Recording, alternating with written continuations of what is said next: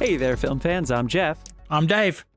And I'm John, and welcome back to The Love of Cinema, a pod in which we'll challenge one another to discuss movies, both new and old, with a strictly positive, critical eye. That's right. And to avoid lazy negativity, we've decided to make this episode a drinking game. So anytime we say anything negative at all about this film, about each other, about how, of course, Dave is a man. I didn't think he was a kangaroo. You're going to hear this sound? That sound means we're taking a drink, and we hope you drink along with us. So pour yourselves a glass and let's have a drink to the Adirondack go-karting champion who beat the lap records this weekend, John. Oh, boy. Hey, Thank you, boys. Cheers. Guys. What were we celebrating? Seriously, he did. We were celebrating, I don't know. But did such a good lap time that they emailed him to come back and race again. Yeah, they emailed you to come back. What can I say? Yeah. You know We're why? having a great time for one of our co-hosts' bachelor weekends. And this man does not use fucking brakes. That's right. I do not use brakes. Why would you use brakes on a go-kart track? I want another go. I want another go. I want to use brakes. I don't want to use brakes. I try to do it like Formula One. It was so funny texting my wife because I had to sit the second race out because I made myself car sick. And my wife's like, how the fuck did you make yourself car sick? Like, you were driving. And I'm like, well, to be fair, I had the cart sideways a few times. Yeah, just spun a little bit. We're all so old, I couldn't even sleep that night because I had injured my shoulder. So. Oh, yeah. You sat in the hot tub. That victory came at a price. All right. Can you still lift a drink? All right, guys. If you're new to the show, if you're listening and you're new to the show, we are the Love of Cinema podcast. We keep it positive. We spin a wheel. It tells us a year. We pick a movie. This year that we have drawn for this week, I don't think I said that correctly, was 1946, which is a very good year. In fact, I started to make years of lists of the best film years. And then he read them in the car. And then I read them in the car. Oh, you should totally read them on this episode. That's such a good... I read every single word of them. Yeah. Please don't. I put 1946 in tier 2, which would be like 10 to... like 9 to 16. I put it somewhere in there of the best film years of all time. Well, I got to give you a little setup of what I'm talking about. So right before we get to our featured conversation about our featured movie, The Best Years of Our Lives, I'm going to give you a little year in review, a little film news, and tell you about why 1946 was so great to set the scene before we get into the featured conversation. If you are antsy to hear us talk only about that movie, you don't like listening to us drink and talk about go-karting, I understand. What's wrong with you? Check the show notes, check the chapters, scoot ahead. We'll be a little drunker than we are now, but stick around if you can. It won't be too long. We're going to do a little news, a little drinking here, and some sponsors, and then that's it. We'll tell you what we're watching at the end of the episode. But let's go ahead and vote on what we thought of the best years of our lives now, so that if you're watching us on YouTube, we'll have a little icon next to our name that we're going to have to live with. I know I am slurring. It's because I'm staring at myself. I have to hide my self view on this fucking screen because if I look at myself, I just can't even fucking think. So I have to hide myself. So I just can't do looking it at yourself is affecting your... How do you think we feel having to look at you? Yeah. Fuck you guys. Fuck. I think I could use Invisalign. All right, guys, are you ready to vote? Look in the mirror and gave yourself a stroke. See, I'm looking too closely at myself. Oh my God, dude. Oh my God. That's so all right. funny. I'm going to play the drum roll, then you got to vote. Here we go. What did you think of the movie? What did you think? Dave, we can't see it. I can. I can see 2 stars and a great. I have a feeling Dave's the great and John and I are the gold stars. You're correct. Hey-o. Excellent. Yes. All right. Well, we can't sit here and defend it. That's not how we do it. We're going to discuss this movie a little bit later. Check the show notes, scoot ahead. Let's do some sponsors. And then, John, do you want to do your mini review? Sure. Okay, but do sponsors first. So Carlos Barroso is a guy who makes beer. He sometimes gives us that beer. He is our beer sponsor. I should have picked him up for this weekend. That was totally on me. God damn it, you really should have. I was really hoping you were going to surprise us with that, but whatever. Sorry, Carlos Barroso, cbarroso.beer. You can check the show notes for the handle, but he's on Instagram making beer, talking about beer, drinking beer, and beer making places. I dare you to go over there and follow him and enjoy it. We also have... Follow him on Instagram. Don't go around his house and follow him. You do whatever you want to do. Okay, if you feel like getting on his tail, yeah. There are no rules here. We also have a music artist in residence / sponsor / altruistic musician who gives us all of his music for free. That is Dasein, Dasein. They have the music that you hear on every single show. It's at the beginning, the middle, the end, every break we take. That is all Dasein, and it's all available on your music platforms. Wherever you listen to music, you can find it. Dasein, Dasein. Thank you so much. So yeah, I actually can't believe I didn't plan ahead. I can't believe I didn't plan ahead for that. I'm still living in regret. Fuck. Oh, for the beers? For the beer, yeah. Damn it. Yeah. For anyone who hasn't already got it, we actually were in the same place for the first time in, 5 years? Oh, yeah. All of us together. Yeah. We haven't been together and not a single years. photo was taken. Yes, except you took not a of video just the of me three peeing of in us. the woods. Yeah. That is a shame. We probably should have brought a... Fuck. Guys. That's what guys do. We are the worst Damn it. at taking. We just I literally told Angela I would give her a tour of the house, and then when I got home, she was like, "You never gave me a tour of the house." I said, Yeah, you never right. said that. I just totally forgot. I got video of the secret door. That's cool. Guys, did it even happen? Is it our best years of our lives? Is it basically? Oh my Is it god. basically? More on that later. Okay. I saw a movie. So we took a week off, folks. So 2 weekends ago, I went and saw the other horror movie that is doing so well. We talked about Obsession on the show a few weeks back, which is still fucking killing it. Yeah. I think it's well over 250 now. I think it's at like 280 or something. Maybe it's pushing 300 million. I don't think. Well, Since globally, I think it's already well over 250. It's made so much money, people on the crew are starting to scream, "Where's my share?" now. Sure, which I get that. That just opens up a whole other legal can of worms that we're not going to go into right now. Yeah, it's a weird thing. Backrooms is at the other 212 movie, global. Yeah. 212 global. Okay. Obsession is at 224. 224. Excellent. I saw Backrooms 2 weeks ago now, or last weekend, which was the other horror movie that was highly anticipated, A24 release, also from one of the YouTube guys, Kane Parsons. Kane Parsons. Kane Parsons. So Kane! I saw it. I saw it, and Not to be first of all, confused with number one. Khan. Yes, sorry. Exactly. That's what we were all thinking. It is definitely worth seeing.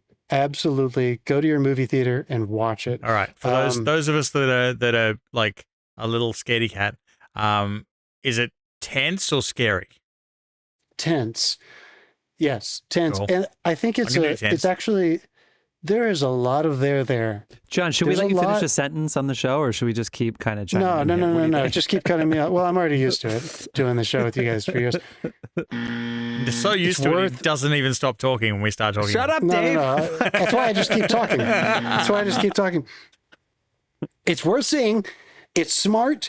And unlike Obsession, it's so fun that these movies came out together. And I'm a huge fan of both of them. And I'm so happy for the filmmakers. And I'm so happy that they're both original stories.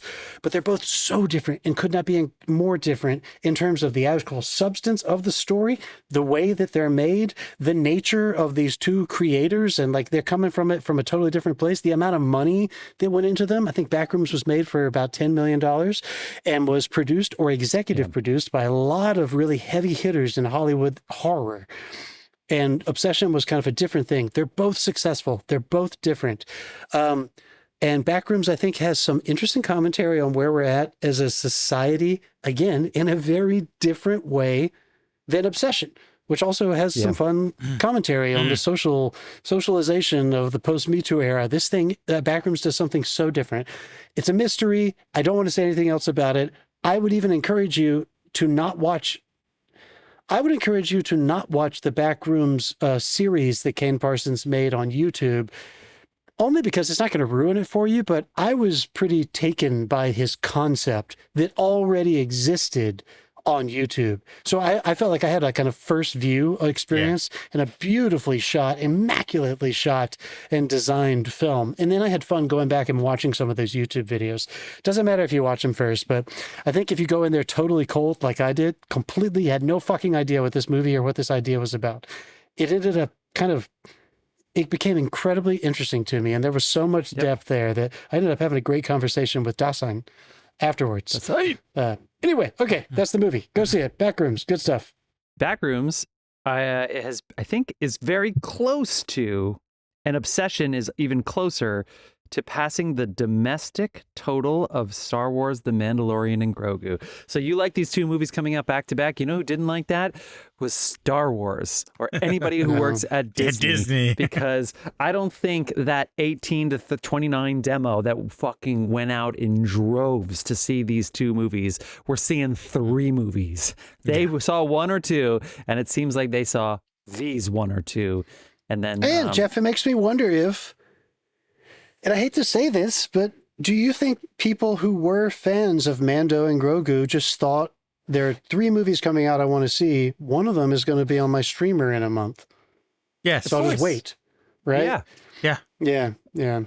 It may not even there was no cultural need to see it right now. You know, you need that. That's why we love sports, because if you miss it, you miss it. It's like there's no need to see this right now. You know, there's nothing that, like, if somebody goes to a party, they're not going to spoil anything because it's just another mission. You know, so exactly. I'm not about world building, but it's like, did you have fun at that mission? No. But Obsession at Backrooms is like, do you see that? I had students be like, they both had Obsession. Exactly. I saw Obsession. Really? Yeah. Yeah, the eventizing of it. I just want to say one more piece of trivia. Backrooms was A24's biggest opening ever, which I think is saying something. Yeah. We still think of them as not one of the legacy studios, but they've been around hitting it out of the park for about 15 years now. And that surprised me as a piece of trivia. I don't know what I would have thought would have beaten it, but highest opening for A24 ever. And now Obsession, which was released in co-release through Universal Studios by 2 production companies affiliated with Universal Studios, Blumhouse and Focus Features. Focus has been around since the fucking 90s, 80s, 90s. So we're going on 30 or 40 years now. Check me on that date if you want to. This was the biggest grossing movie Focus has ever released. Highest grossing movie Focus has ever released. And they make movies that people see, that consistently. They're never blockbusters, but they make smart house movies that people usually go see. This might be the first horror movie that Focus has ever been affiliated with. But look at what they did, dude. Fucking Backrooms fantastic. week 2, Obsession week 4, and they both made $25 million this week. In the 4th weekend. That's some damn staying power. $25 million.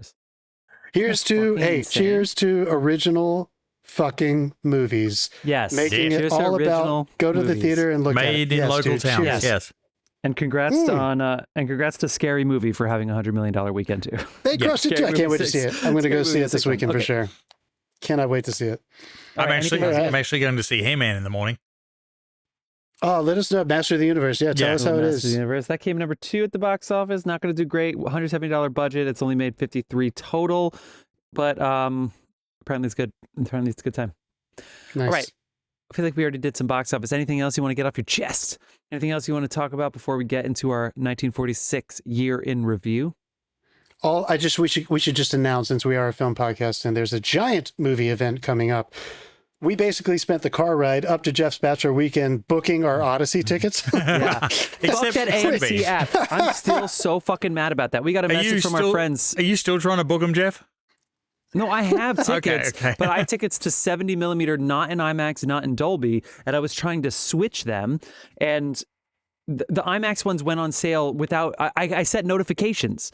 That's so good. Wait. We should have a button for ranting about AMC. I feel like we talk about them so often. We should have an actual segment. Here's my great timer. This is so fucked up. I set my fucking, I've been checking all the time, and on the AMC app, you can set a reminder where it'll let you know when a movie's coming out. Devil Wears Prada 2, boom, I did it right away. Obviously, other movies, cooler movies too. And this, I did it for the fucking Odyssey. And then we have other movie pod friends, Matt and Mark, shout out, who said, Odyssey tickets are on sale. I said, what? And I go on the app, and sure enough, they're on sale, and they're already sold the fuck out everywhere in every IMAX theater, and I didn't get my alert, so I just booked the next movie that I could. I didn't even tell Angela. I was like, I hope she can come. I didn't even ask you, Dave, because I was like, fuck it, did it. And then the next day, I got the alert that tickets were on sale for the Odyssey, as if I didn't fucking know, as if everybody didn't know. So I went online anyway, and then the IMAX ones were just gone from the app. I couldn't even see them for Lincoln Square specifically, which is the big IMAX. And I was like, okay. And then they added a 7 a.m. screening, which, John, you said they already did in LA. And I was like, oh my God, I went on it. The app froze, it screened. I didn't go in a queue like some other people said they went in a queue. No, it just fucking froze. And then they were sold out. And then the Dolbys were sold out. Fuck you, AMC. Come on, this is why I set a reminder. Fuck.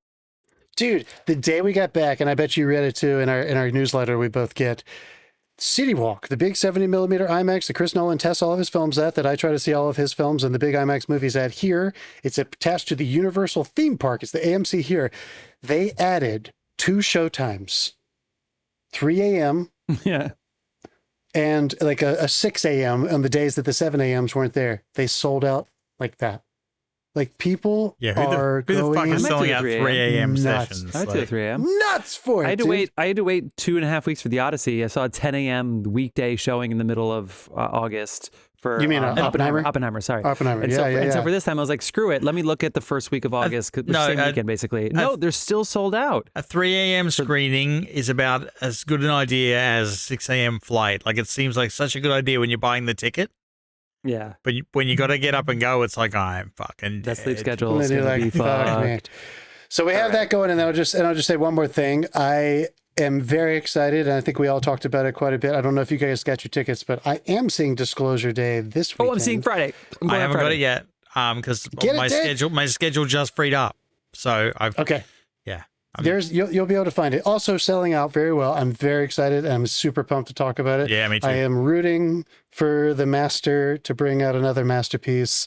I'm super excited. I am rooting for Richard Dreyfuss to return to Earth at the end of this movie. Yeah. Jumps out for somebody. It was Full fucking Close me. Encounters reference there. Yeah. It's, hi, you cunts. It's Okay, good. Oh, my guys. God. All right. We're going to talk about 1946. We'd like to start with the film year, and then I'll give you some facts of what was going on. We're going to keep it tidy, except there's a lot of really interesting film news and trivia, so I'm going to try to keep it tidy. We like to start with the box office. I looked at 2 sites. Wikipedia's, I didn't really love. The 1 and 2, I think, were flipped. So I found this on, I didn't write it down. It was like boxofficemadness.com, and I'm going to go with them. Guys, what was the highest grossing movie of 1946? Oh man. I know for a fact that it was not It's a Wonderful Life, surprising to contemporary viewers, because that fucking tanked and ruined, like dropped the studio into bankruptcy. I'm going to guess 2. Notorious, Alfred Hitchcock, or My Darling Clementine, which I think is John Ford. Is that in the top 5?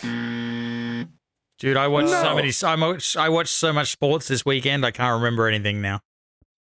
Oh, that's Sorry, true. Knicks fans. Notorious came in at number 8, though, John. And Dave, Damn. that's for you. Yes, sorry, Knicks fans, although fuck the refs, but we probably deserved it. Anyway, no, number 1, guys, come on. I'm so glad that you weren't trolling IMDb trivia like you usually do, Dave. Best years of our lives? Yes, it's our movie, Yes. of course. So, for some reason, Wikipedia, and I do Wikipedia for some of the old ones because the numbers are really tricky to actually like believe from 1946. Like, I don't know who's reporting these numbers to who from ye old shithole movie theater in the middle of nowhere. And I know that those Cinema Paradiso receipts were not being kept properly. So the best years of our lives, famously, would become the second highest grossing movie, or the highest grossing movie since Gone with the Wind in 1939, which was 7 years earlier. So there was a huge boom at the box office this year. In fact, 19 pictures made $4 million or more, which up until that point, there had only been 25 pictures in history. So they almost doubled history in 1 year. We're out of the war, we're ready to fuck, and we're ready to watch some movies. God damn, let's go. So the best years of our lives tops the box office. And number 2, which if you look at Wikipedia, it's number 1, is Duel in the Sun. Duel in the Sun came in. Scorsese's origin story begins with Duel in the Sun when he saw that as a child.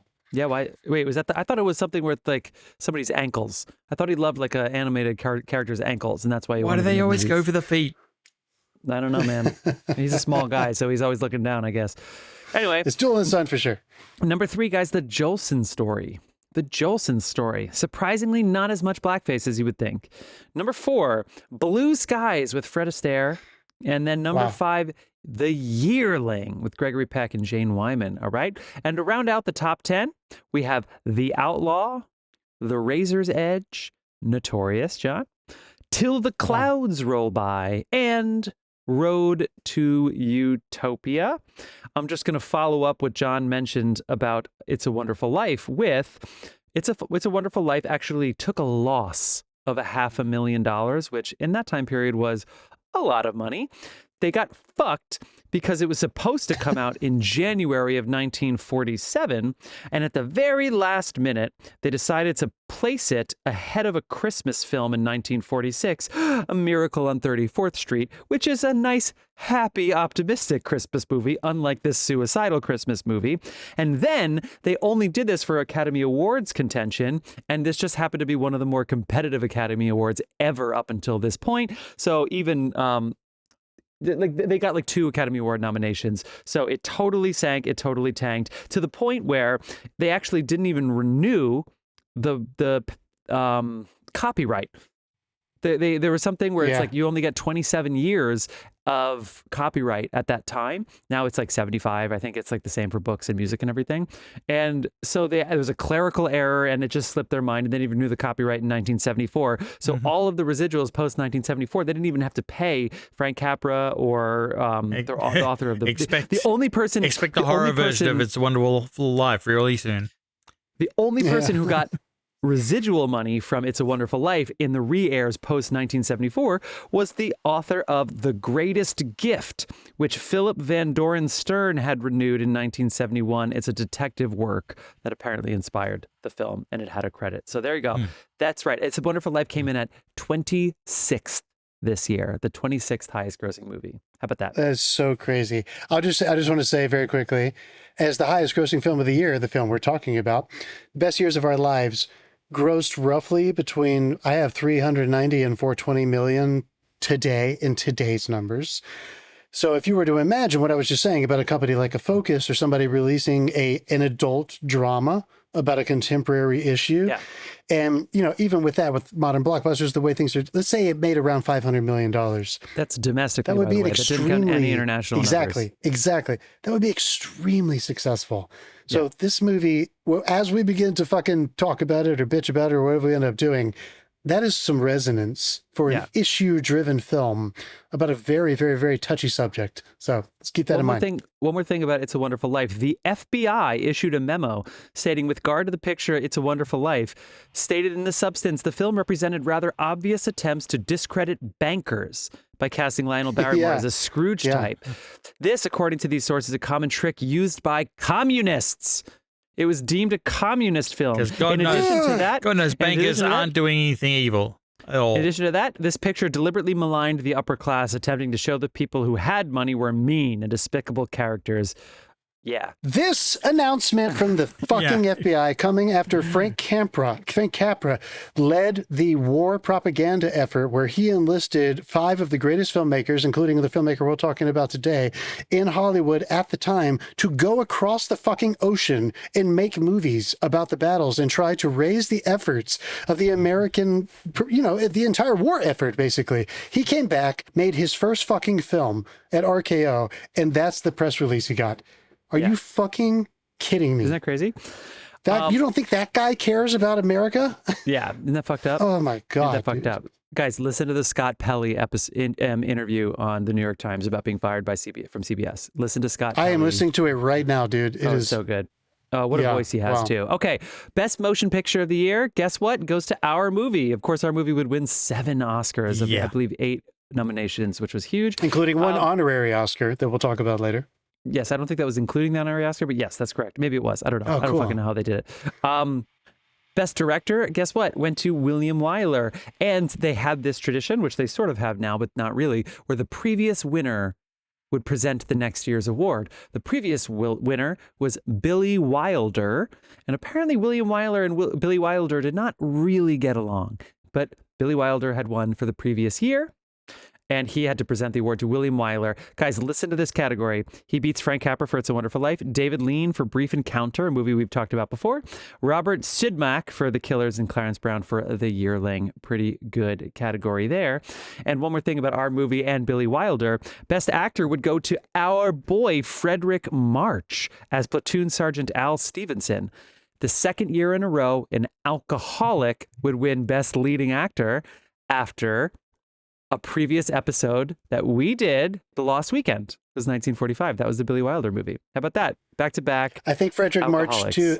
I think he might be the only actor in history to win 2 leading male actors for Oscar performances and Tony performances. Oh, he's got 2 Tonys. I think he's got 2 and 2.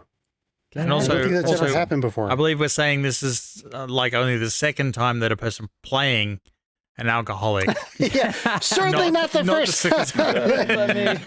Certainly Not to be confused. Oh my God, that's funny. Pretty It was fun. Billy Wilder's film that he won for the previous year, The Lost Weekend. Yeah, that's the one we did, right? Yeah, that's us. Yeah. Excellent. So 1945. Yeah, remember we said 1945, great year. That was we did that not too long ago. We talked about God, The that Lost movie's Weekend. Give it a listen. It is really good. Olivia de Havilland would win for To Each His Own. So I think her and her sister already had an Oscar apiece by this point. And let's see, Harold Russell from our movie would win Best Years of Our Lives. We'll talk about him more in a second, like John said. And Anne Baxter would win for The Razor's Edge, yada, yada, yada. Our movie also won Best Writing Screenplay. I think it was an original screenplay, right? No, it wasn't. It was adapted from something. Oh, from Glory for Me by MacKinlay Kantor. And yada, yada. Is there anything else I want to say? We won Best Film Editing for our movie. The Yearling, the John Ford movie, would go on to win Best Cinematography. But I think this is fun. I thought, because one of the most popular songs of the year this year came from a movie, I was like, oh, maybe it won an Oscar for Best Song. It did not. A song called Zippity Doodah came out this year that was in a little Disney's picture called Song of the South. And I was like, okay, well, you know what? This song's a bop. This song's really fun. In fact, Disney's Alice in Wonderland, the musical, puts it in their bows because it's so fun. It's the only thing they can still use. Yeah. So I decided to look it up. What is it about this song? What is this song okay? Because I know how Song of the South is not, right? Well, Stephen Foster, of all people, said after this song came out, hey, you know what? I think that Zippity Doodah actually sounds a surprising amount like the pre-Civil War folk song Zip Coon, a song that helped give rise to blackface minstrel shows. So, yes. And you know what else is funny? He said, and Walt Disney is the kind of guy who would know that.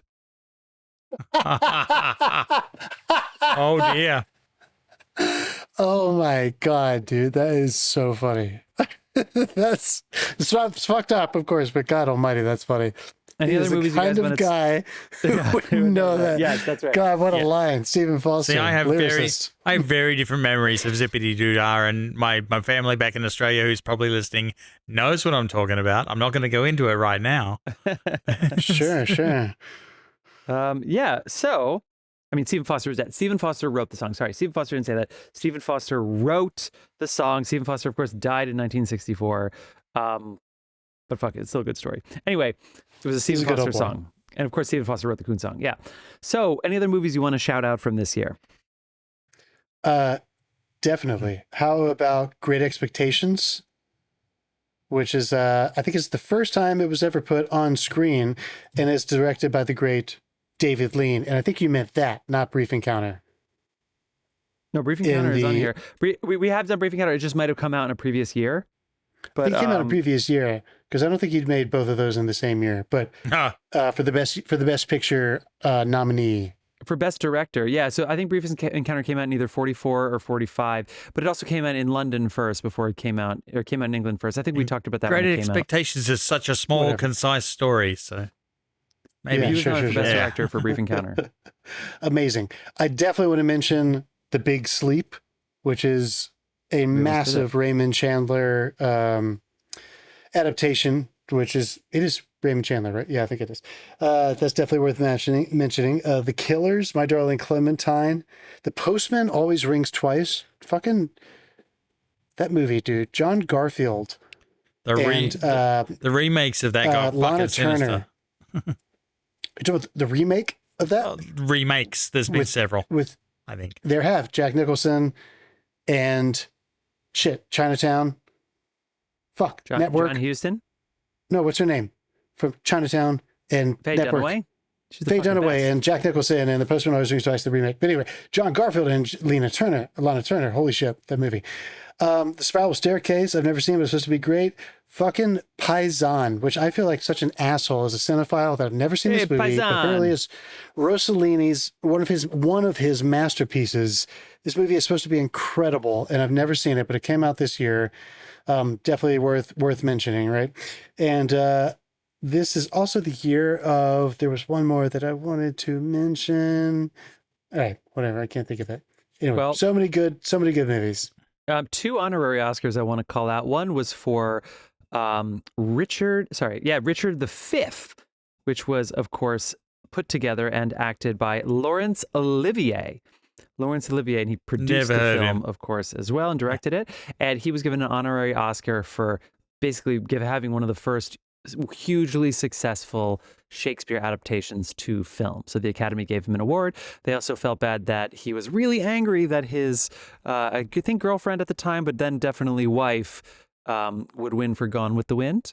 And he apparently was really jealous of her for a really long time. So maybe it was like, hey, stop hitting your wife. And I want to call out one more, which John alluded to. John, do you want to set this one up since you had it ready to go? From Russell Parrish. Sorry, for his role as Parrish, Russell, what the fuck is what's his name? Something Russell. I just found it. Harold Russell. What you're talking about. Harold Russell from The Best Years of Our Lives won an honorary Oscar for being an actual paraplegic soldier returning from war. That is a true story. The man in this film actually did not have those 2 arms, of course. And they did not think he would actually win an Oscar, the Academy Award. So they gave him an honorary Oscar for, let's say, bringing aid and comfort to disabled veterans through the medium of motion pictures. Well, little did they know that he would actually go on to win the Best Supporting Actor Oscar, becoming the first and only time somebody in Academy Award history would win 2 Oscars for the same role. Pretty impressive. Pretty moving fucking performance too. Jesus. It was also a really sad, it was probably funny, but also a really sad story where when that Oscar was announced, Cary Grant said, "Can someone pass me a stick of dynamite?" Oh, Jesus Christ. Oh, that's awful. Couple tiny things about 1946. This might set the year up even more than the film year. Are you ready? The bikini came out this year. Well, certainly the first renderings in France. The war's over. Let's fuck. Let's see some skin. Babies are going to boom. The U.S. population was 141 million. Truman was still president. The cost of a first-class stamp was 3 cents. A gallon of gas was 21 cents. That sounds nice. Oh, yes. A dozen eggs was 64 cents. A movie ticket was 35 cents. So go through those numbers again. $10 million when the average movie ticket was 35 cents. And a new house, guys, $5,600. Woo! The average GI's welcome. The average wages per year, $2,500. So again, the average house is double the average wages. So right now, our median household income in the country is what, 60,000, something like that. So the average house should be in the 100s. No, it's not. It is not. It is not. In style, women are getting into shoulder pads, defined waistlines, and skirts above the knee. Scandalous. They also got into some wrist-length gloves. Men got into zoot suits. They got some good V-neck vests, and they got into some, what is that word? Gabardine jackets. But guys, fedoras also started to come into fashion here, so who knows if that was all good. AT&T announces the first car phone. I don't remember car phones in 1946 personally. American engineer Percy Spencer invents the microwave. And then I went on to break John's families. And the U.S. conducted the first nuclear test after the war. Don't think we weren't watching you this weekend. RCA demonstrated an all-electric color television system, and I want to do one little, let's see. Oh, the first ever Cannes Film Festival takes place this year. How about that? Ooh, first ever Cannes Film Festival, 1946. B.B. King's musical career begins, and Tupperware is it's introduced. The French going, the war's over, let's fuck. Yes. And then let's put the food that we didn't eat while we were fucking into our Tupperware containers to save for later. And they were first introduced in hardware stores as well as department stores. And I'm going to finish with a little fun segment I like to call 40s slang. The 5 top slang words from this year are... Tread lightly. Yeah, I hit the gripe timer. Are... Where's the drum roll? Ace! Number 2. Oh, I can't hit the drum roll again. Bad news! Bad news is a big 40 slang word here. Number 3, cookie. Doesn't mean cookie, guys. It means a cute girl. She's a cookie. Yeah. Hey, cookie. Hey, cookie. Number 4, the cat's meow. If you're the cat's meow, that means you're the best, just like my cat. Number 5, flip your lid. You flip your lid. That means you get angry. Maybe they're talking about those Tupperware work lids. a lot. Yeah, those Tupperware. Yeah. Number 6, yeah, they didn't have dishwashers that were fucking up their lid shapes. Number 6, buzz. Buzz was just excitement. And last but not least, the final 40 slang of the year, bupkiss, which meant 0. Bupkiss, which means 0. There you go, guys. George Ballantine also established the New York City Ballet. And the U.S. Army makes radar contact with the moon. And the Frank Sinatra album, The Voice of Frank Sinatra, came out this year. And last but not least, the song There's No Business Like Show Business came out this year. But I think with that, we are officially ready to segue into our conversation about 1946's The Best Years of Our Lives. John and I gave it a gold star. Dave gave it a great. As we said before, William Wyler directed this. He did not write it. It's his first movie in 5 years, I think. Or I think he did some docs too. And he was nervous. He made Miniver. He made Mrs. Miniver in 1941. Yeah. Remember yeah. Was it 41 or 42? Right, well, remember we talked about how it was like they did the Dunkirk thing, and we were like, wow, this happened early in the war. So no. So he made. Okay, so Mrs. Miniver is 42. Okay. And he made that technically within his first year of service. I recommend the book, The Five Came Back. There's also a wonderful documentary on Netflix about it, and it's about these directors who were working under Frank Capra for the War Department. He made Mrs. Miniver in 1942. He was the last one of them to make a feature film within, it wasn't a part of the war effort, but he decided to do it because he knew that it would be wonderful propaganda to support the British, experience that was happening. His feature film on his war effort film was called Memphis Belle. Yeah. Story of a Flying Fortress about a B-52, which came out in 44. He also made The Fighting Lady, which is another war propaganda film. And then he made The Best Years of Our Lives in 46. So it was uncredited for Fighting Lady, but yes, those two were documentaries essentially, right? I just cannot say it enough. I've said it on this podcast before, but any movie made by these men who were involved with this war effort directly as the filmmakers hired to document the war, it's Frank Capra, William Wyler, John Huston, John Ford, and Giant, Shane. Not David Lean. God damn it! Oh my God, you guys, what's his name? Well, now I'm fucking up. Now you're making me overthink. George Stevens. Jesus Christ. Anything made by these people, I challenge you as moviegoers to think, I always talk about the time capsule, to think about the movies they made before and after their experience documenting World War II. So this is going to have a big impact on what we're about to talk about. This is William Wyler's first film after getting back from the war. Amazing to think about. And the first thing I thought when I started this movie is that Amazon logo still looks like a cock. The first thing I thought when I fired this up. I'm so ready to go. There it is again. Another cock. Screenplay, Robert E. Sherwood. And guys, the cast is incredible. You got Myrna Loy as Millie Stevenson. You got Teresa Wright, who's on a fucking heater. 3 Oscar nominations in 2 years, 1941, 1942 for The Little Foxes. And then 2 for Leading Lady in The Pride of the Yankees, and a win for Mrs. Miniver. She's fucking awesome. She'd go on to star with Marlon Brando in his first proper film, The Men, which came out in 1950, the year before. Streetcar. You've got Cathy O'Donnell in her first major role. Myrna Loy, the co-lead of a previous episode, The Thin Man, was a great choice for Molly Stevenson. We already talked about Fredric March. And then Dana Andrews is Fred, known for being the lead in Otto Preminger's 1944 film, Laura. I mean, fucking incredible cast here. So let's officially get into it. Also, don't forget that Samuel Goldwyn's original name was Shmuel, but he did produce this film. Shmuel Goldwyn was his original name. Here we go. I'm going to go ahead and read the IMDb description, and then I'm going to send it along the way to you guys. I watched this on Prime, as I said. 3 World War II veterans return home, forever changed, and find it difficult to adjust to their new realities. That's it. What'd you think? What'd you feel? No stuffy criticism. Who wants to go first?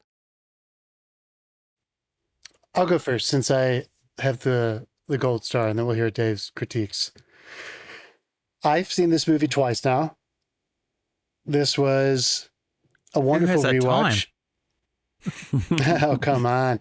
It was such a different, I don't want to say it was so different, but it was a different watch. It didn't, there are, it was such an amazing movie the first time I saw it, and it still is, but there were certain things that lingered with me that actually they did that movie thing where they kind of were different when I saw them again the second time. There was such a resonance with certain scenes or moments or characters or lines that they had built up a life in my head, and they weren't quite the same in the rewatch, but still gave it the they gold were star. Still just as effective. Yes, of course. Yeah. They were still just as effective. This is the biggest thing that I just want to put out there from the top. Thematically, when I pressed play on this movie the first time I watched it, I assumed, as I think millions and millions of Americans assumed when they went to the theater to see this, that this was a movie talking about how veterans were robbed of the best years of their lives. Yeah. And I don't think that's what this movie is.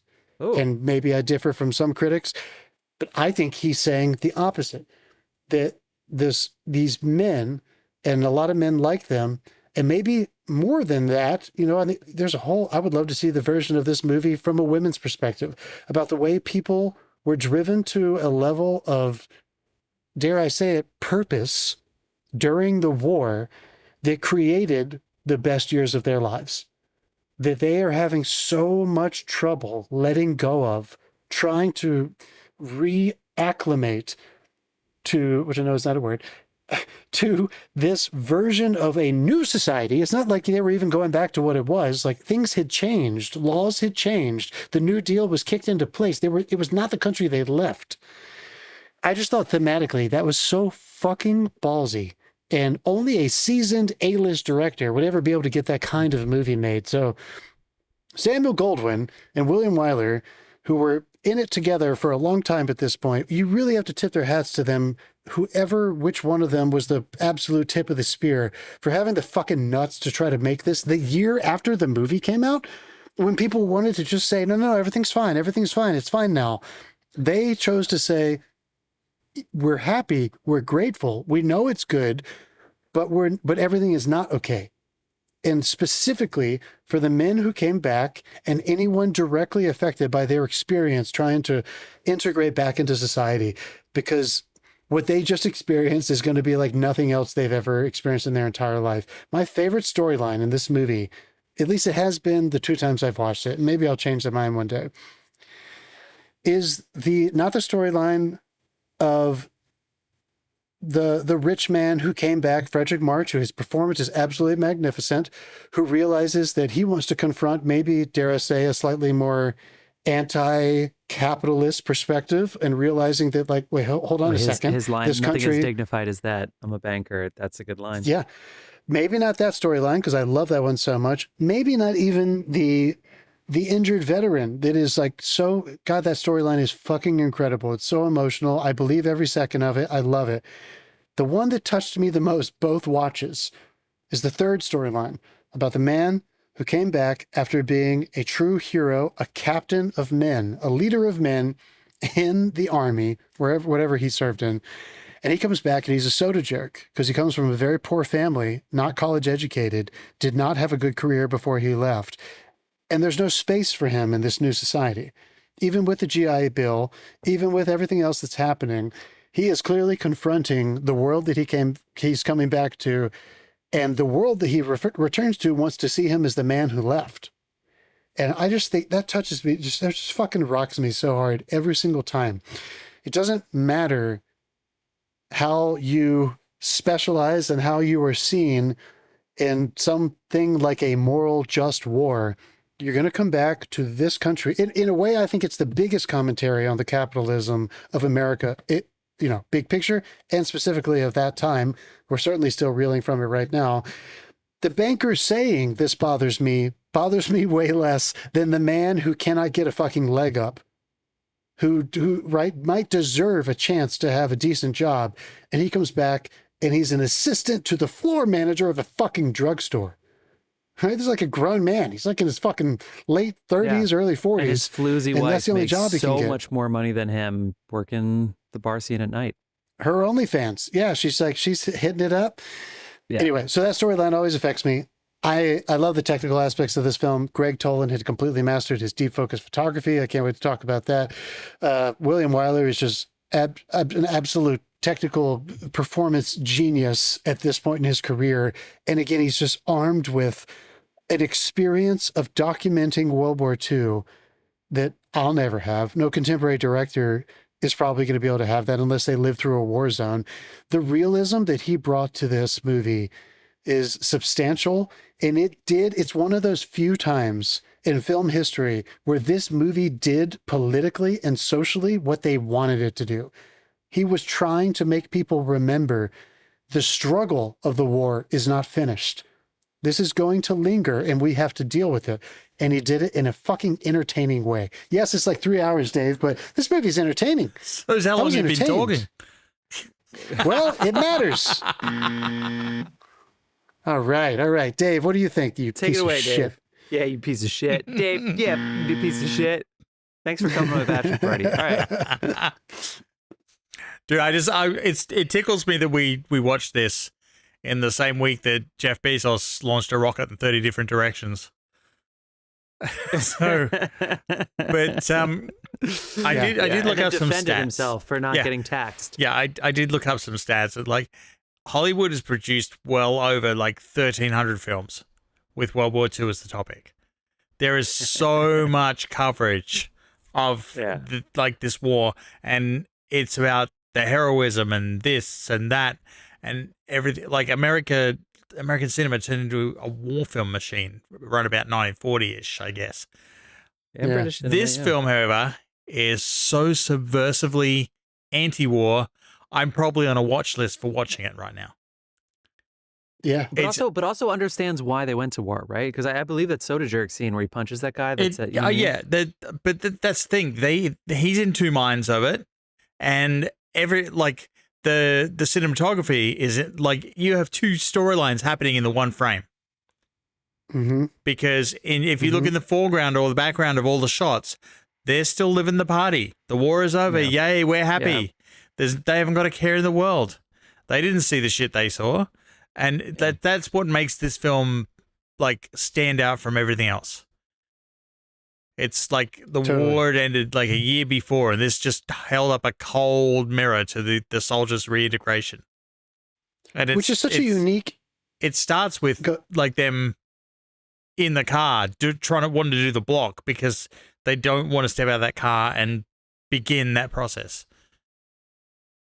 Like it's like, let's go for a drink instead of doing this. We don't have to go back to our families yet. That was well done. Yeah. Yeah.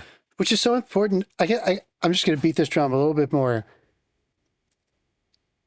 Frank Capra sent the 4 best directors of their generation to document the worst thing that has ever happened in modern history in terms of violence and power grabs, denigration of society, civility, morals, and ethics in a large part of the Western world. This is one of the only times in history that art actually can firsthand, like really reflect on something massive that happened. And I just don't think you can say that enough. Yeah. A service member might not have had the ability because they were in the fighting to come back and reflect on it. But all William Wyler's job and those other 4 gentlemen was to try to capture the experience. All they were doing was reflecting on it, editing together those documentaries to try to make people understand what was happening, the truth of it, for better or for worse. Well, that's what I like about this film is that you see them actually going, like, they've got the nightmares, they've got the drinking. These guys are having trouble. But everyone around them is just trying to move on. Like, it's like when COVID ended and everyone's like, yay, we can go outside. Yeah. And that's when I got COVID. So it's like, oh, great. That's so funny. It's it's not quite over yet. Listen to the Scott Pelley interview where she quotes Trump saying Scott Pelley is stupid, crooked, and doesn't care about his country. And Scott Pelley goes, stupid, I can take that. Crooked, well, maybe in some context I can understand why someone would say that, but doesn't care about my country. And then the way he gets emotional because he was a war correspondent. I mean, like, oh my God, it's fucking heartbreaking. Got to see that interview. Just watch that clip and then be like, okay, I'll watch the whole interview now. Oh, God. But I've spent nights in foxholes for my country. Anyway, sorry. Yeah, for me, there was a few things like they said on the cinematography was one thing with like the dual shots with like the dual action of like the highs and lows happening in the same frame, but the realization that their ranks and privileges that they have and they're coming back to nothing. Yeah. Like you're in charge of a troop, you've got all these benefits. At wartime, you come back and you have to be a soda jock. Yeah. Yeah. And like they didn't labor the point. Because they said what was their last job. But basically, what's your resume? What's the last thing on your resume? And the war doesn't count. It's like when you have a 7-year gap. It's like, what was this 7-year gap? It's like, why weren't you hiring? It's like, well, I have management experience. Yeah. Different. Sorry. But it's just my only criticism would be, and I get why it was so long, but I feel like they labored the point a little bit earlier where they didn't need to. They could have removed a few of the scenes, but I get it was 3 concise stories in one. I know why they did it. It was just I was just like, I got the point. I want to do my little bit in 2 parts. I think before you say that, Jeff, not to push back on you, Dave, but do you feel like there's a chance that this was so radical to try to say that the year after we finally celebrated, it was over, that they needed to kind of gently deliver over and over and over again through realism that point? Do you think there was a part of the psychology of these audience members that was thinking, surely it's not going to be like that for the whole movie? Surely they're going to turn the corner and this is going to be about the best years of your lives are yet to come. You won the war. America's back on top. We're about to win. Well, you're going to win. That was the genius. And they never do. They do have little victories, like where he ends up with the other girl and stuff like that, and the wedding that they finally have. And there's little victories in there, and that keeps you 2 hours keeps you going along. But to get there, it's a fucking slog. And I mean, I get it's a fucking slog on purpose. This was not an easy job. Yeah, they pace you with some humor. Okay, I'm going to do an overall thing, and then I want to get you like how they wrapped me at the beginning, how they got me into it. So, I think basically I agree with both of you, and John, what you're saying about the men, I agree with. I love the 2 shots and the 3 shots. I love basically they just hold with 2 people and 3 people in a frame. They don't need to cut too much. They just kind of let it be. But by the end of the movie, I'm emotional. Like the way that wedding sequence when Fred is standing next to him, and then Rossell puts the ring on her finger, and everybody's watching, and it's so suspenseful. I mean, I just straight up I got emotional. So all things aside of everything else, it's like they pulled that off. That we got there, and I was like, holy shit. But as far as like men, the way they were treated, I think the best things that. For the male thing that they did, the device is that they all returned at a different class from where they left. So Fredric March, who's the oldest, Al Stevenson, who's a banker in real life and does well and lives in a huge fancy apartment, he actually never got very high. He never got a big rank. So actually our soda jerk friend that we've been talking about, Frank, right? Dana Andrews, who plays Captain Fred, Derry, he was a captain, so he actually outranked this person who is much older than him with a full family and grown-up children who works at a bank. So he outranks him, so he has this status getting on the plane. And then you have the guy whose hands blew off, he keeps saying like he never even saw the battle because he was so underground. And he had a perfectly middle-class existence in real life, and then he couldn't just go back into a middle class. He had a girl waiting for him, etc. So I love that that was the device they used, that they all came back at a different social class than when they left. So immediately you already have conflict. right? You already have that built in, which is great. But putting that off to the side, because I'm sure we'll talk about that more, the thing that got me the most is the women. So it's funny, John, that you said that you want this from the female perspective, and I do agree, but I actually think they made it abundantly clear. I mean, from the get-go, where you see the first woman you see is actually the wife of the now paraplegic Rossell, and Harold Rossell, who plays Homer Parrish, and he doesn't want to go see her because he's afraid of her. He's afraid of how she'll react because she hasn't seen the new hands yet. And the line they say is, she's like, why don't I come with you guys? And he goes, no, you should get out. You and your wife will have a chance to get acquainted. It's so funny. Or that might even been a different line, but like just the fact that they're also like afraid to see their wives again was such a funny device. But then you get into Fredric Mark's wife's family, because he gets drunk and he's belligerent. So you see Teresa May and you see Myrna Loy, his wife and daughter. You see the amazing, which apparently is based in truth, when he sees his wife down the hall and she doesn't know he's coming because they didn't have time to phone and they didn't have time to write or letter. She had no idea when he was coming back home, and the daughter and just the way they looked at each other. And that's how it was supposed to be, but it wasn't that way for the other two people. But the whole thing, the suffering, the way they're looking at their dad or husband getting drunk, they can see the war is doing something to him that they can't understand. The way you have our soda jerk friend's wife being a drunk floozy who literally says she makes $500 a week. $500 a month, right? $500 a month? $500 a month.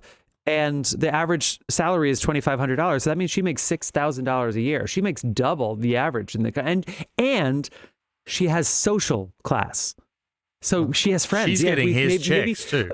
Nowadays, it's almost easy to watch this because we'd be like, "Oh, she's out having fun." Like, fuck yeah! But like, of course, for many decades of our country, she would be a floozy, she'd be a slut or whatever. Who knows whether she was actually promiscuous or not? But just the fact that she's out and drinking and working nights. They did well. They did well to play that back. Like they didn't take the step into promiscuity. It was just she had a lifestyle she'd become accustomed to. And it was getting taken away from her, and she resented that. Yeah, that was the only point they needed to make. But and then you had the girl that he actually is in love with, Teresa May, Al Stevenson's daughter, who knows she's a homewrecker, but she actually loves this guy. You know, she actually loves. So then we try to have a love story in this film where all this other shit is going on, and it's such a struggle. It's such a struggle to have an actual love story. You know, you have the one which is being actually torn. They were fine, and it's almost like post-war is tearing them apart, which is, you know, Al Stevenson and his wife, because he's a drunk and he doesn't want to go back to work, and she's like, okay. And then she has the whole scene later about like, oh, we fought, we've argued, and all that kind of stuff. But Teresa May knows. She's like, there goes my career as a homewrecker, or I'm going to break apart this marriage. That's what I'm going to do. And he goes, okay, what are you going to do that with, an axe? Like, how, you know, it's just. There's so much tension built into the female characters, but with class. You know, they have real good individuality. Sort of. I loved the women in this. After lunch, when he grabs her and kisses her in the car park, and he's like, "That shouldn't have happened, but I guess it had to." But she wanted it to. So yeah, I think she gets away with that because she basically said, "Please do this to me." That's not a line you use after you grab someone and kiss them. It's a line you use after accidental drunken butt stuff with your roommate. I think in the 40s, well, Jesus. with your roommate. I think in the 40s, we saw a brief encounter. We saw a brief encounter. So I think that checks out. So anyway, I'm all over the place with this, but I loved it. And I'll just go back to the beginning to set you up too, is that the way this movie starts, where the war is over, everybody is a hero, but we start after that. We start after VE Day, and we start with the guys. They don't even have a plan to bring these soldiers home. Yeah, that's how this movie starts. The movie starts with, how are we getting home? I don't know. Get a flight. Yeah, and then they're so casual about it. They're like, well, there's no flights coming back here. They're going to be empty, so it's hard to get flights to go really far away and then come back empty to pick people up. So they're like, fuck. So these men have to scrounge about. The only reason they see each other and they meet is because they just happen to live in the same city, and the fact that they're able to fucking figure it out how to get home. That's how they meet. I mean, what a good way of starting this movie, but it's still fucking fun. They're having a good time. You can see that they're afraid to go back, but they still are enjoying the last remnants of, they can walk into a room and everybody in there is your friend. Like, again, my introduction, the introduction to the characters was really fucking worked for me. Oh man. Oh, absolutely. I also want to say that the women in this movie, the actresses, you know, fucking pulled it off in a beautiful, beautiful way. I believe everybody's performances. I think it's so powerful and inevitable, but they chose to do it. So let's give them the credit for it as filmmakers and writers and everybody involved. That something so gigantic and inconceivable to try to measure with your own head, the what happened in World War II, the millions that were killed. We come back and in a movie and a story about trying to get a grip on life after that, the answer becomes relationships. Yeah. Like one-on-one, intimate relationships with people you love and care about. It could be friends. It certainly will be family. And in the most pointed way, it's probably going to be somebody that you love, and not necessarily in a monogamous way, but I mean, I think that's what this movie chose to do, because that might be the relationship that most people are the most familiar with in terms of accountability, from the boy who was scared to see his wife because he was disabled, the man who was scared to see his wife because he was once powerful and a high captain and now he's no one, and the man who he couldn't even get a flight back to his hometown. Knows he needs to return. Sure. Yeah, the man we start with who knows he needs to return to a very stable nuclear family life in the Midwest, and he doesn't want to leave the life that he left in the war yet. Yeah, plus he comes home and the thing that freaks him out the most is that his daughter might have been learning about vaginas and his kid looks 25. Yeah. Well, also, he probably lived sorry, my P thing is on. He probably lived a capitalistic, like, oh, no, don't, Dave, stop that. Yeah. Okay, he probably lived a capitalistic life, and then he's out there realizing who the fuck, they're like, who the fuck cares about where people come from, what their social class is, what are they going to do for me? He says you can tell pretty early on who are the ones that you can trust, who are the ones you can get behind. And he's like, so what am I doing here with banks and giving out loans to people where I need paper? And like, that line obviously was very written from William Wyler. His agony. Yeah. Like, so his coming to, but even before that speech at the end, the fact that he starts the movie like that, and that's hard as an actor to start after you've already had this whole climactic life-changing moment. He comes right after probably a midlife crisis. And of course, the war gave everybody a lot of crises, but he seemed to change his worldview before the movie started. And I think that came across really clear. But I think back to just to finish up about women, I think William Wyler actually becomes really skeptical about men in this movie. And that's in there because the only male characters you meet, Hoagy Carmichael's brilliant. And so he's amazing. So he is off. Bud, he's the best. The fucking piano player. And they actually got Hoagy Carmichael, who, if you don't know Hoagy Carmichael, he is such a brilliant piano prodigy, actual real life genius person who wrote some amazing big hit songs. And he plays Bud, our paraplegic's uncle who owns this bar. He's amazing. The only other one is the guy's son.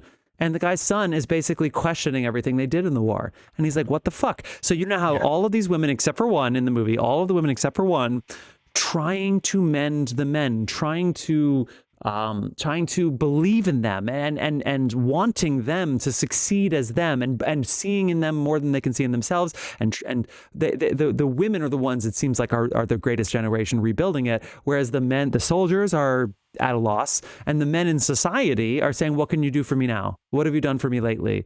So it's almost like the women are the stable ones keeping us going and not the men. I definitely enjoyed the Homer and Wilma storyline the most. That could have been... Yeah. I mean, that Wilma's could have been amazing. the movie. Can I say, too, that Cathy O'Donnell, this is her first major film role. She would go on to marry Robert Wyler, the brother of William Wyler. Wow.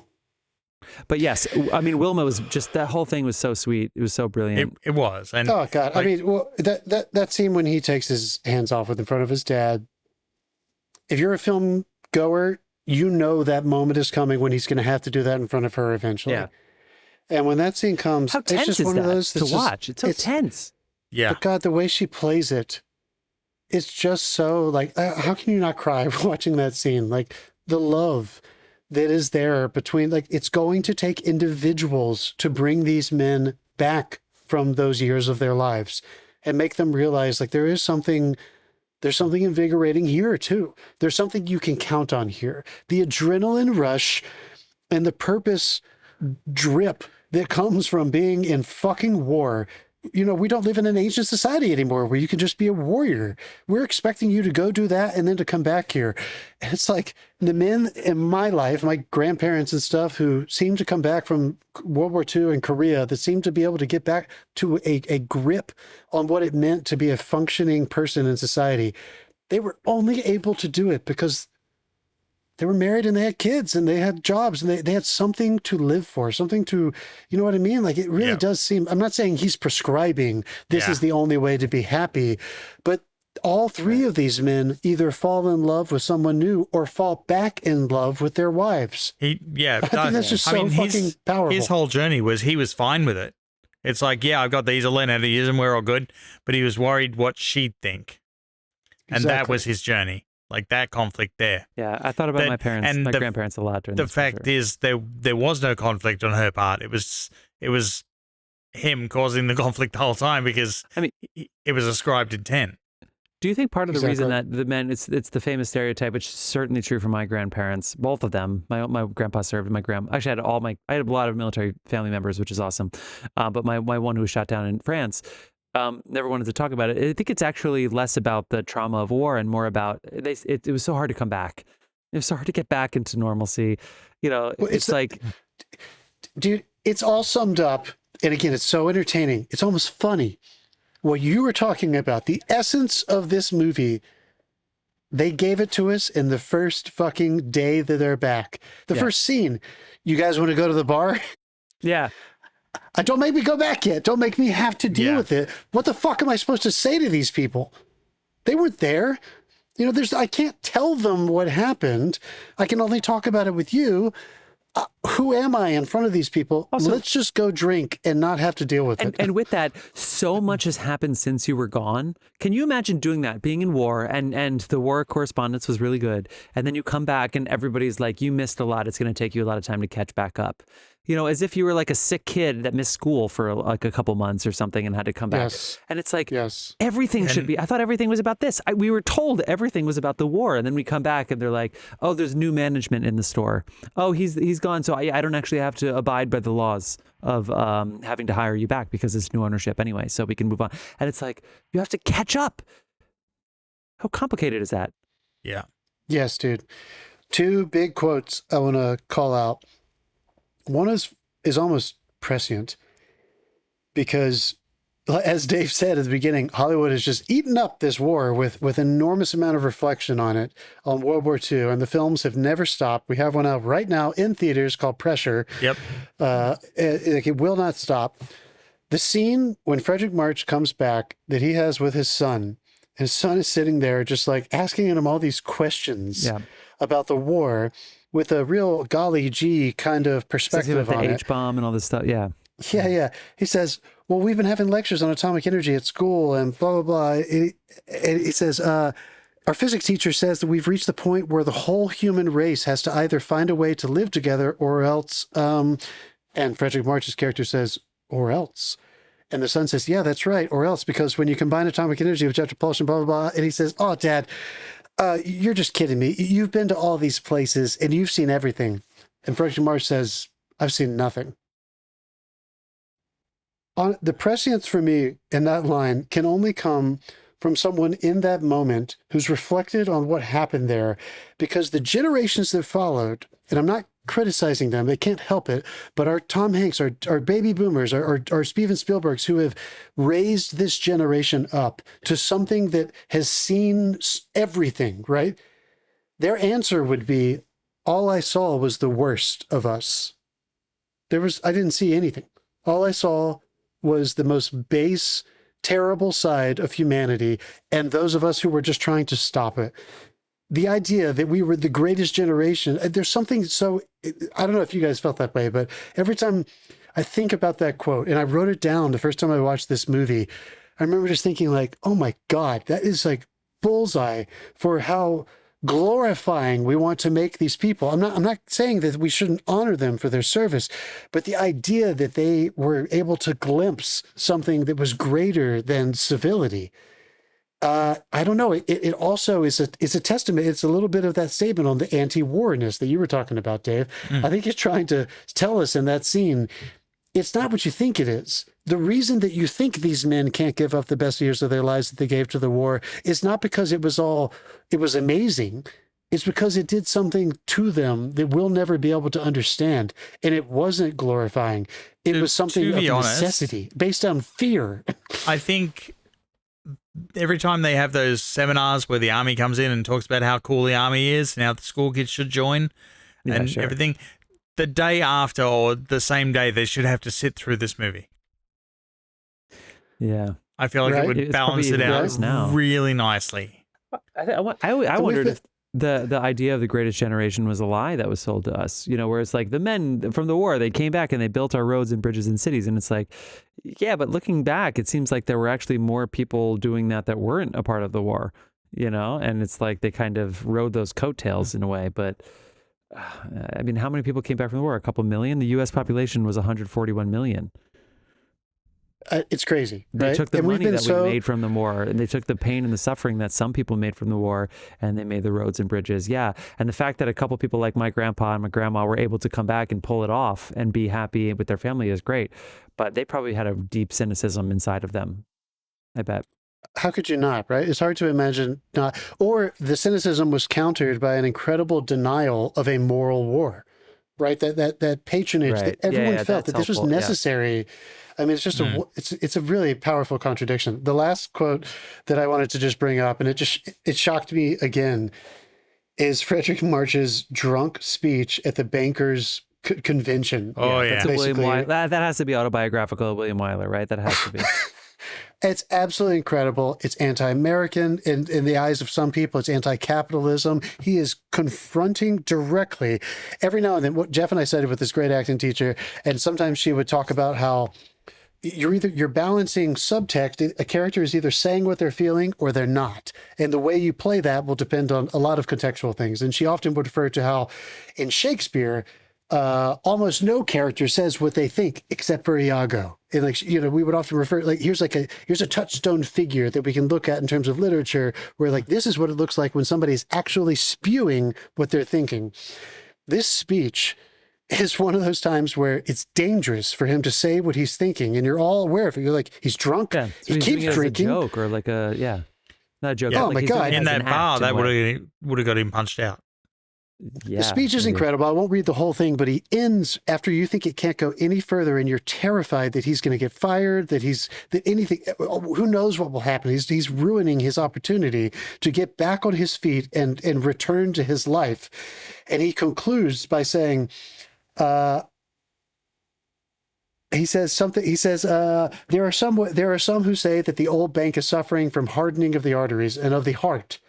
I refuse to listen to such radical talk. I say that our bank is alive, it's generous, it's human, and we're going to have such a line of customers seeking and getting small loans that people will think we're gambling with the depositor's money, and we will be.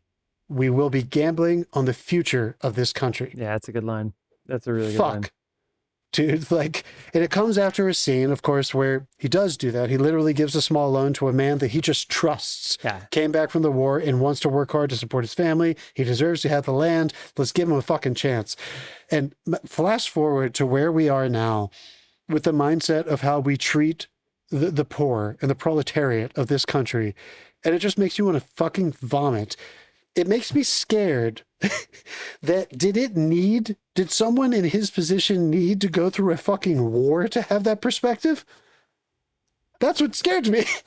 When I watched that scene, I was like, oh my God, he never would have thought that if he not had gone through the fucking World War II. Or when his boss, who was very similar to the guy from It's a Wonderful Life, essentially said, no, you approved the loan. We're going to give him the loan, but maybe never do it again. And he was like, I understand. And he actually did understand. He totally understood. And then he had to, Totally. Oh, man.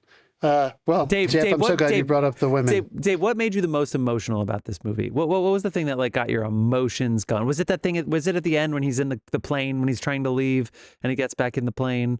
Was it getting back in the plane was definitely, I have a note here about the shot of the plane in the plane graveyard was actually striking and really puts a deep focus to good use. But I think it was that one scene between Homer and Wilma where he does run her through what she's in for with the arms. Oh, at night? Yeah. Yeah. Yeah. And she was happy to help him. Yeah. And it was it was never a problem for her. Well, talk to me about some of the other filmmaking, because I love watching movies and TV shows when there's a 2-shot or 3-shot where they're just holding, so I can actually see people act as opposed to cutting a good performance out of some bullshit. Yeah. Like we talked about this Well, weekend. here's the thing, though. You're not seeing just two people act. You're seeing the background action Right. as well, because it's not blurred. It's clear because they're focusing right to like the length of the shot limit. So How does he do that, Dave? How does he get that deep focus? It's extremely well lit in the background for sure. Well, we need lighting to actually. Yeah, you gotta light the hell out of it and iris right down. Yeah. And go for a longer So lens. the quintessential scene that is often referred to, and it shook me again this time. It's technical. You don't realize that it's technical, but most movies don't look like this, so you can't help but think about it when you're watching this movie. I think the quintessential deep focus scene is when Fredric March confronts the captain, played by you said his name earlier, Jeff, Dana Andrews, who plays Captain Fred, for dating his daughter, and he's like, "Don't even fucking think about it." Yeah, at the bar. And yeah. Fred says, "Do you want me to call her right now?" And he says, "Yeah, that'd be nice." Yeah. And so Captain Fred disappears to the phone booth at the entrance to the bar, which is way in the background. And Alfred, Jesus, I said their names. Fredric March, Major Stevenson, is called over to the piano. And you have a scene that is playing out where he is standing by the piano while fucking Harold Rossell is playing something for him, and there's tension in this entire room, because in the background you don't have no clue what is being said on that phone, but you know it's the hardest phone call that fucking Fred Derry's ever had to make, and you know that you want to believe at least that I think Fredric March feels bad and guilty for making him do it, but he also feels some sense of responsibility. And there's glee happening with the piano. It's just, my God, it's a loaded scene. And that's one of those scenes that could happen in theater for sure. That is a thing that happens in theater all the time. The theater direction can glorify and pull off with spotlights and deep staging because our eyesight just nails it. It is so rare to see that achieved in cinema. And these two might just be the masters of it. William Wyler with Gregg Toland specifically. Spielberg does it a lot, but he uses... We saw it a lot in Citizen Kane. He uses also Gregg camera Toland. movement to do that. And Gregg Toland won his Oscar for Wuthering Heights, another William Wyler film, 1939, Laurence Olivier. I think to that film, that scene might be one of the most important scenes for me, because Harold Rossell, who plays Parrish, he's not a professional actor, but it's so naturalistic the way. Also, they hold on him a lot. I think it's brilliant the way that Toland and Wyler will have him say his lines, and then they'll hold on him while he's just like looking out, and it's deep. It's me. He's not acting, quote unquote. He is just in that world. He's just so in it that they'll hold on him for 5 seconds after a scene is over. It's brilliant, but. This man lost his arms for a huge battle, and he's already gotten in a huge fight at the soda jerk shop at the ice cream fountain or whatever with the guy who basically said we shouldn't have gone to war, the Nazis were fine, etc. And he was basically said, I'll gladly give my arms again, for our victory over this. And now he's so happy to show Al, not Myrna, not his future wife, or Wilma, sorry, not Wilma. He's so happy to show Al that him and Bud played a duet on the piano. That was such a win for him and for Bud. Honestly, Hoagy Carmichael was pretty chill, but like both of them were so happy that he did it. He took a challenge and he met it. And the challenge was playing a duet on the piano when you don't have hands. Meanwhile, there's a whole other scene is happening between Al and then Fredric and Dana in the background at the phone. And then of course at the end, he's like, why aren't you excited for me? Is something, and we know what's even better is that Parrish says, what's going on? I thought you'd be excited about that. Is something else going on? And he goes, oh, it's nothing. And rather than sit there and be like, why weren't you so excited for me? He's like, I understand. I see that you're going through something, which is something that like people who go through war, like, of course they understand. Like, you don't have to, like, it's fine. I don't know. That whole fucking scene was brilliant. I'm glad you brought that up. I'm glad you said the holding on him, because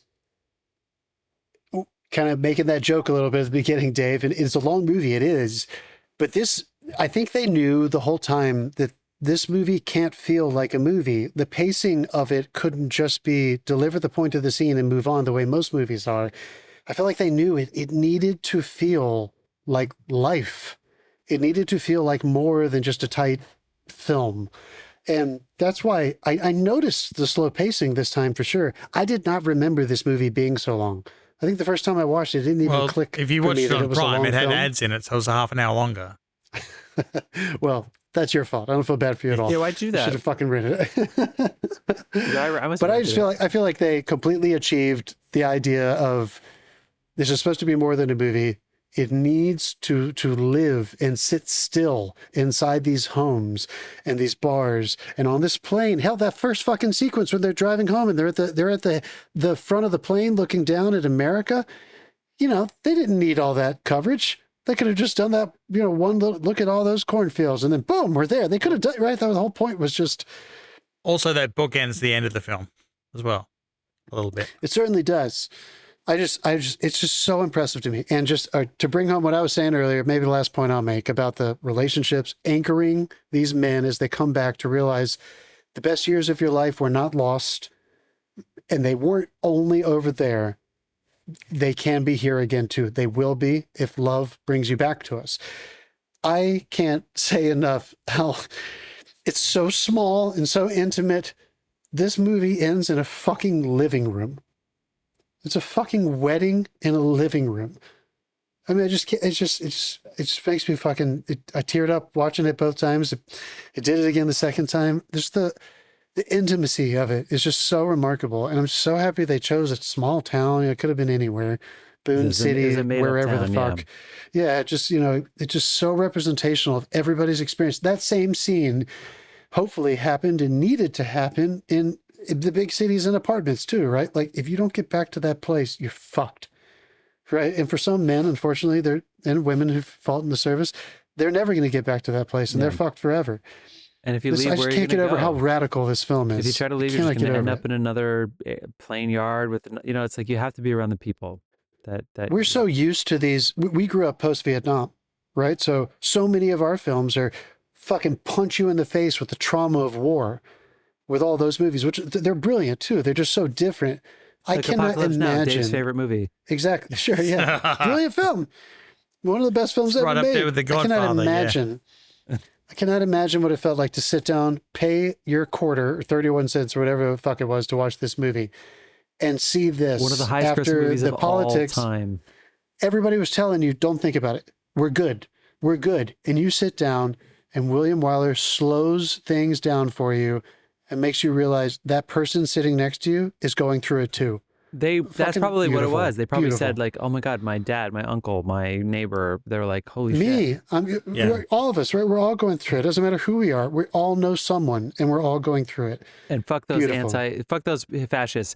Wait, last thing I'll say about the cast. Myrna Loy, who I already mentioned as Millie Stevenson, who plays Al Stevenson's wife. The great she's scene so good in this. Where the daughter is like, oh, why is love so hard? And she's like, you and dad, it's so easy. And she's like, are you kidding me?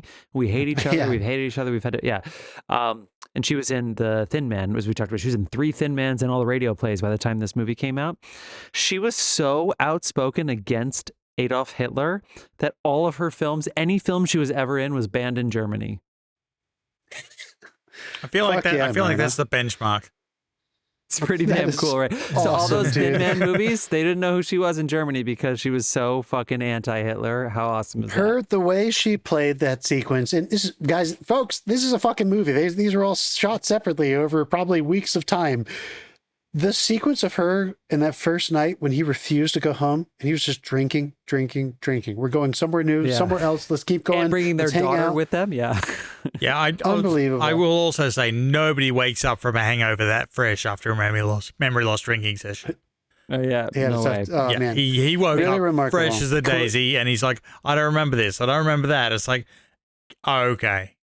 Coolest shot in the movie for me is when the daughter is saying like she's not going to be a homewrecker and what is she going to do after this, what I just said. And then Al Stevenson was like, he needed a break, so he goes out in the hallway and then it just cuts to the hallway, long shot. It's like a fucking Kurosawa or like a Ozu shot down the hallway, and he's down there with his cigarette and he's like basically in a silhouette and he's smoking and the smoke is coming out and he's like looking around for something to do, and then he realizes there's nothing to do, so he just stands there and smokes a cigarette with the smoke. I was like, I wonder how many film noirs stole that shot because it was so fucking cool. I was like, this is such a fucking cool shot. This movie is comfortably in my top 10, I think. One of the first 25 movies to be admitted to the what do they call that when they get like they retire the movies to like the film archives, the Library of Congress. The Congress, yeah, the Library of Dave Congress. loves the Library of Congress, so that's great. All right, You guys still have a Congress? Well, all right, let's Jesus go ahead and Christ. we've been talking about this for a while. Let's go ahead and gush ourselves for this. Even Dave, who decided not to give it a gold star. So this is to us. Cheers one more time for the best years of our lives. Amazing, amazing, Cheers. amazing.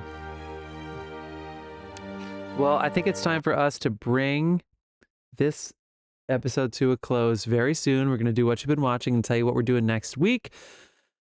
But let's have Dave spin the wheel so we can at least tease you a little bit and let you know what movie and what year we're doing. So Dave, go ahead. What year are we doing? John, what year do you think Dave's about to spin right now? 92. Wow. We've been in the old times for a while. 90's good. I'm still going for like around 80. I feel like I'm going around there. Let's go with the 81. Right.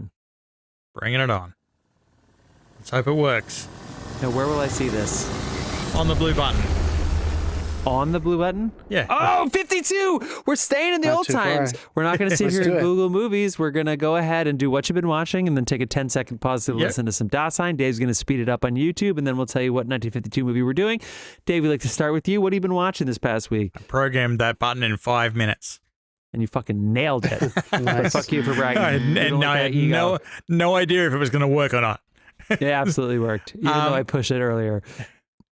Okay, so I've started to get through the Burrows, the new show from the Duffers. Yeah. It didn't grab me, and then I was like, holy shit, I need to see all of this right now. Oh, No. So Nice. yeah, it's is that on Netflix too, or is that it is a on different? yeah, it's on Netflix. It didn't grab you, you ageist fuck. Well, actually, I enjoyed a lot of what was going on, but I was just like, I'd get to the Where's point. the D&D? Get to the point. Where's the... Yeah, where's the D&D? Hey, 60-year-olds play D&D. Sure. Yeah. It's called fantasy football. Okay. Anything else, Dave? All right. Yeah, all I right. also watched the Cloverfield Paradox because it popped up on my I've thing, never seen that. and I hadn't seen it in a while. It basically. I've never seen that. Yeah. Is it good? No, it's well, yeah, no, it's okay.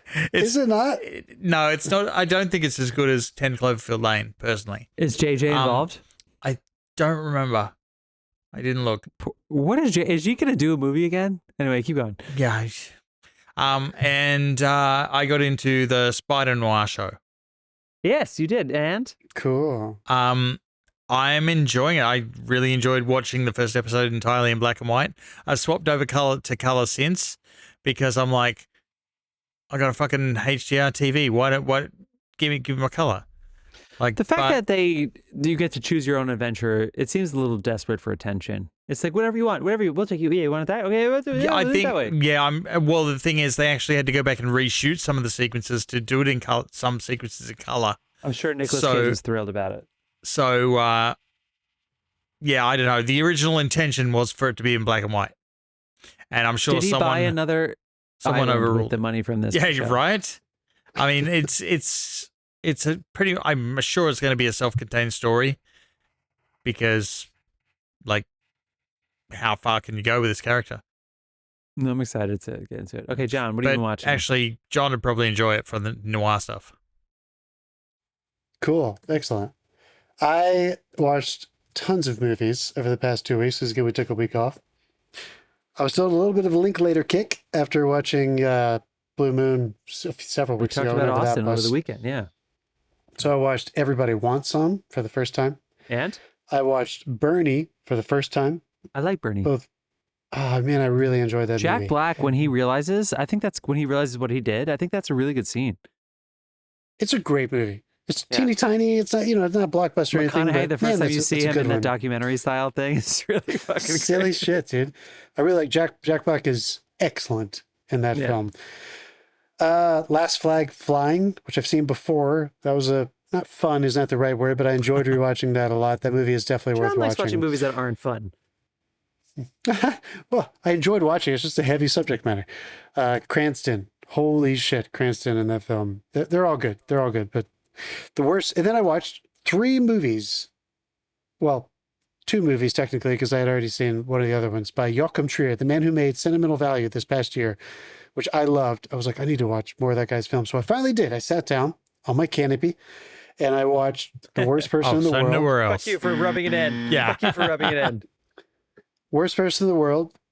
I loved it. Love that movie. And then I watched one of his previous films called Oslo, August 31st, which is a heavy film about addiction. Also shot in this Oslo, obviously. The same world of the worst person in the world is set in, and Sentimental Value. My God, I love that guy. It is wonderful movies. Then I watched a film noir from 1947 called Out of the Past. Fantastic. And then on the plane over here, because I was up there for you guys, so I flew back, I watched 2 movies. Is This Thing On? I'm the only person I know who's seen that movie. It was the Bradley Cooper directed film starring Will Arnett and Laura Dern. Yeah, last year. It's worth watching. It's good. I understand why it didn't explode more than it did, but I'm glad I watched it. It's a tiny, tiny, tiny film about a very intimate divorce, basically, but I'm glad I watched it. Is he a good comedian, Will Arnett, in that movie? Because isn't he a comedian in it? I believe his little journey, like I believe from the first performance to his bigger performance at the end, which still isn't huge, it's all very believable and realistic, and it takes place in New York. So if you're a New Yorker, I think you'll also really enjoy it. And then I watched Song Sung Blue. Did you guys see that? Yeah, I saw it. Yeah, of course. We talked about it. Yeah. Because I had the SAG. You talked about it. We talked about the SAG. Yeah, you talked about it. It's better than you would think, right? Absolutely. It is very much a feel-good film, even though it's very tragic. Yeah. But it lives in that feel-good place for me, but I'm glad I saw it. I definitely, I caught myself, kind of moving to the music, you know? Yeah. Like Neil Diamond, on the man. plane, I was like, John, careful. There are people Forever sitting around. You know, you can't feel it that much. Yeah. Very, very, very sad Start film. squirming in Everybody's your good in it. seat, they're going to think you need to shit. I totally get why people were talking about Kate Hudson this year. I said Wow, that. she's good in that I movie. said that. I know. She's so good I in said it. as soon as you hear her with the accent, you're going to be like, holy shit, she's doing it. She's pulling this off. She's fantastic in it. She's amazing in it. It's good. And then last night, coming up on our 250th anniversary, so I watched the first 2 episodes of the John Adams miniseries, and I'm so glad Dude, I did. How fucking good. Oh my God. I'll guide you to the first episode too, because the second episode, it's so easy to jump to the second I've episode. watched the second multiple times just as a one-off. The second is Jeff, the I know you love- Independence. It's basically passing Dude, the... just It's 1970. press play. It's 1975 to July 4th, 1776. 1775 to 1776, and it's John. It's so fucking good. How good is Tom Wilkinson as Ben Franklin in this? Where are It's these unbelievable. gentlemen from Massachusetts? Where are they? And he's like in that little fucking carriage being carried by guys. Little It's so carriage. good. Where are my dragons? Everybody's so good. Everybody's so I good. found it's Laura perfectly all Linney- right to insult a man in front of his face. He might even appreciate it if you did, but you did it in public, sir. Like every single fucking thing he did is brilliant. Every detail about it is How good so is it when he amazing. Laura first Linney reads the is first amazing. draft of the Declaration of Independence? Like Where the they're best both thing, just he's sitting there like, reading it. It's Paul "We find and these truths to be sacred and undeniable. He that, says smacks of the pulpit, yeah. don't you think? And then when he coughs, he goes, "We hold these truths to be self-evident. We hold these truths to be sacred and undeniable. That all men are created equals, etc., et etc." cetera, et cetera.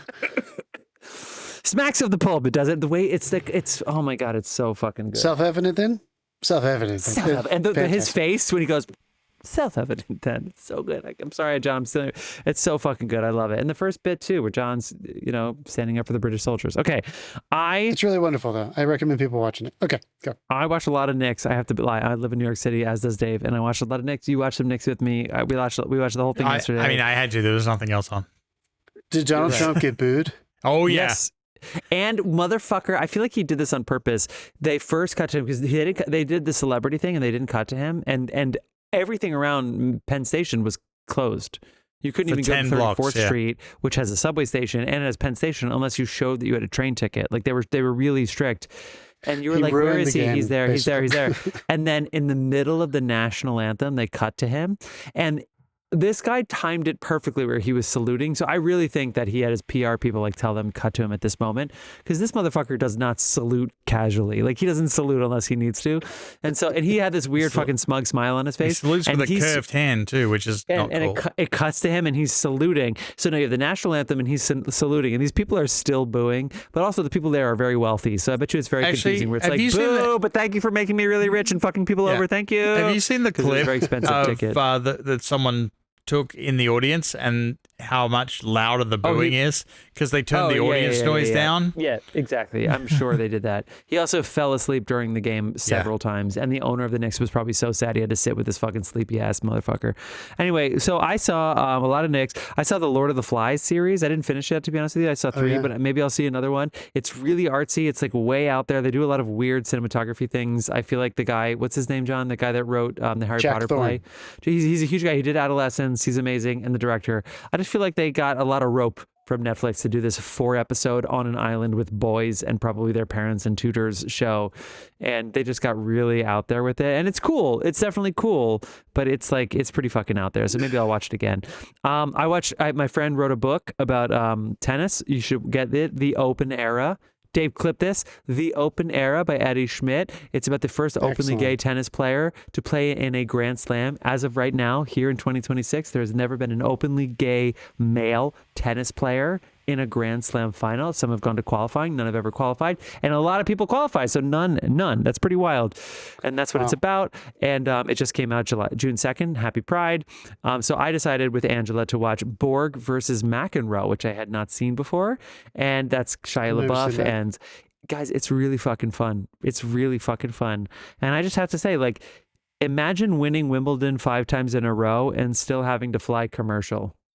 You know, but I just had a great time with that. But honestly, because of this movie, I finished this movie last week and I immediately was like, I need more of this. And I was really into, I love Hoagy Carmichael. And so I was like, you know what? Casablanca is from this time period and also has a real life musician in there. So I watched Casablanca again and it's fucking great, guys. It's so fucking great. Even when you think it's cheesy, when he's like slams the desk and he's like, of all the gin joints in all the world and all the famous quotes, it's fucking good. It's fucking good. So good. All right. We're not gonna sit here and Google movies, people. We are going to listen to some Dasein for 10 seconds. But you don't have to watch it. Yeah, you don't have to watch it. We're gonna speed it up. Dave's gonna speed it up on YouTube. Thanks for doing that, Dave. All right. I'm already doing it. Stay tuned, Phil fans. 10 seconds.